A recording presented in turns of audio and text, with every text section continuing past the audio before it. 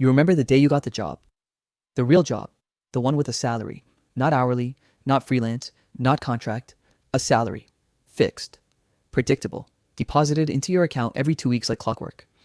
You remember reading the offer letter. You remember seeing that number, 55,000 or 65 or 80. Whatever it was, it felt significant. It felt like you had crossed a threshold into a different kind of life. You told your parents. They were proud. Finally, something stable, something respectable, something with benefits. You told your friends. Some of them were impressed. Some were jealous. All of them understood that this was the goal. This was what you were supposed to be working towards since the first day of school. A job, a real job, a salary. You signed the offer. You started the following Monday. You bought new clothes for the occasion. Maybe a new bag. You woke up early and commuted with purpose. You felt like you had arrived. And in a way, you had. But nobody told you what you had actually arrived at.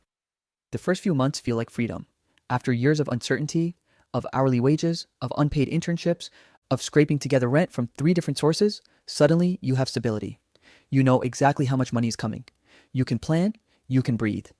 You sign a lease on a nicer apartment, you get a credit card with a better limit. You start thinking about the future in ways you never could before. Retirement accounts, investment apps, maybe even a house someday. This is what making it feels like, you think? But then something starts to shift, so slowly you almost do not notice it. A year passes, you get a raise, 3%. Your manager says it with a smile like it is a gift. And it is, technically, more money than before. You say thank you. You update your budget. But later that night, you do some math. 3% of $60,000 is $1,800. That is an extra $150 a month before taxes. And then you remember that your rent went up by $120 this year. Your car insurance went up. Groceries cost more than they did last year. Everything cost more than it did last year. Your raise did not make you richer. It just barely kept you in place. This is the first crack in the illusion. The moment you realize that forward motion is not the same as progress, that the treadmill beneath your feet is speeding up, and that your job is not designed to get you ahead. It is designed to keep you running. Here is something nobody explains when you accept a salary. Your income now has a ceiling. When you were younger, you thought salary meant earning more, but salary does not mean more. Salary means fixed. Salary means predictable. Salary means you know exactly how much you will make this year, next year, and the year after that, give or take a cost of living adjustment that does not actually match the cost of living. You cannot work harder and earn more.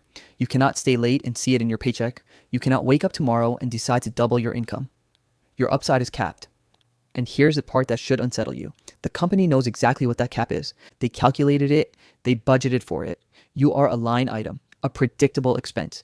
They know what you cost, and they know what you will cost for the next 5 years if you stay. You are not a partner. You are not an investor.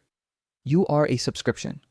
They pay a fixed monthly fee for unlimited access to your time, your energy, your attention, your best ideas. And no matter how much value you create, no matter how many problems you solve, no matter how many hours you stay late, you will never make more than the ceiling they set. The company has unlimited upside. You have a salary. Let me show you what this looks like over a career. You start at $55,000. Each year, you get a 3% raise, maybe 4% on a good year. After 10 years of consistent employment, of promotions, of exceeding expectations, you are earning around $74,000. That feels like growth, almost $20,000 more than when you started. But now, adjust for inflation. The average inflation rate over the past decade has been around 3%, some years more.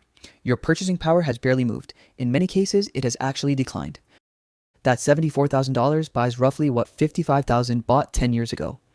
You are not climbing. You are being carried backward by an escalator while walking forward just fast enough to stay in place. And the worst part is how invisible this is.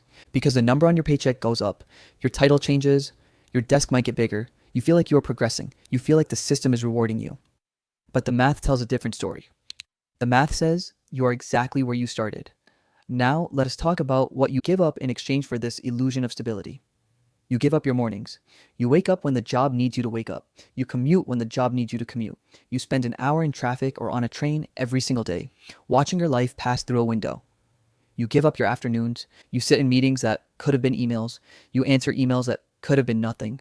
You perform productivity because presence is measured more than output.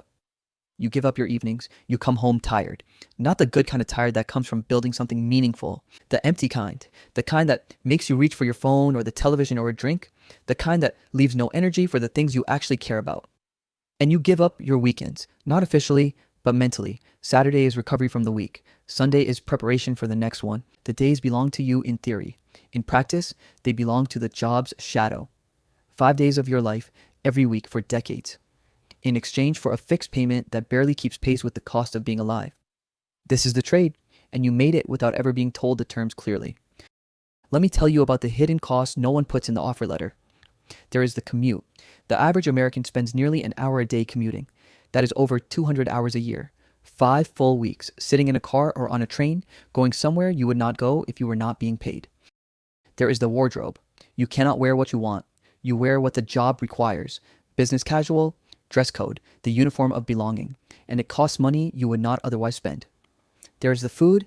You are tired, you are busy, you do not have time to cook, so you order lunch. You grab coffee. You pick up dinner on the way home because the idea of standing in front of a stove feels impossible. And slowly, silently, hundreds of dollars a month disappear into the gap between who you are and who the job requires you to be. There is the stress, the cortisol, the weight gain, the sleepless nights before a big presentation, the Sunday anxiety that starts around 4 in the afternoon and does not leave until Monday morning. There is the identity erosion. You start to become the job. Your stories are about work. Your friends are from work. Your mood depends on what happened at work. You lose the hobbies. You lose the curiosity. You become a function. And there is the cost nobody ever calculates. The ideas you never pursued. The business you never started. The risk you never took. Because the salary was safe. Because the benefits were good. Because the job gave you just enough to stay and never enough to leave. This is the golden handcuff. Not the salary itself. The fear of losing it. Here's what keeps people trapped. It is not that the job is bad. Often the job is fine. The people are nice. The work is tolerable. The paycheck clears. The trap is that leaving feels impossible. You have built a life around the income. The rent is calibrated to the salary. The car payment, the subscriptions, the lifestyle, everything is tuned to the precise frequency of your paycheck. If the job disappeared tomorrow, how long could you survive? Most people know the answer.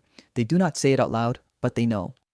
And that knowing keeps them compliant. It keeps them showing up. It keeps them saying yes when they want to say no. It keeps them quiet in meetings when they have something to say. You are not loyal because you love the job. You are loyal because you cannot afford to leave. And this is by design. The system does not need you poor. Poverty is unstable. Poverty creates desperation. Desperation is unpredictable. The system needs you comfortable. Comfortable enough to stay. Comfortable enough to consume. Comfortable enough to take on debt for things you do not need because you believe the income will always be there. The system needs you dependent. Not struggling, not thriving, just dependent. Predictable, manageable, quiet. Busy enough to never question the structure. Tired enough to never imagine an alternative. Grateful enough to defend the very thing that is keeping you in place. This is not a conspiracy. There is no secret room where they planned this. It is simply how the machine works. It is the natural outcome of a system that treats human beings as costs to be minimized and outputs to be maximized. You are not a person in this equation. You are a resource. And resources do not get to ask why. I'm not going to tell you to quit your job. That would be absurd. Bills are real. Responsibilities are real. The fear of instability is not irrational. It is survival. But I want you to see the trade clearly. You are exchanging your time, the only resource you cannot earn back, for a fixed amount of money that someone else determined you are worth. And every year, the cost of living rises and your salary barely follows, and the gap between where you are and where you thought you would be grows wider. You are not behind because you failed. You are behind because the system is not designed for you to get ahead. It is designed for you to stay. The salary is not a reward. It is a leash with comfortable padding. Look around your office or your Zoom screen or wherever you work. Look at the people who have been there for decades. Are they free? Are they wealthy? Are they living the life they imagined when they were young and full of hope? Or are they still running? Still tired? Still waiting for some future moment when everything will finally feel like enough? That is not a failure of effort. That is the destination. The salary does not lead somewhere else. It leads here. To more of this. To decades of trading your best hours for a number that never quite keeps up. I do not have a solution. I do not have a 5-step plan. I am not going to sell you a course or tell you to start a business like it is simple. All I can offer is clarity. You are not crazy for feeling stuck. You are not lazy for feeling tired. You are not ungrateful for wanting more. You are awake. And once you see the trap, you cannot unsee it. What you do next is up to you. But at least now you are choosing with open eyes. At least now you understand what the trade actually is. At least now you can stop blaming yourself for not getting ahead in a system that was never designed to let you. The salary was never the prize. It was the price. And you have been paying it every day without reading the receipt. If you want similar content about finance, make sure to subscribe and comment on what topic would you like me to make video on.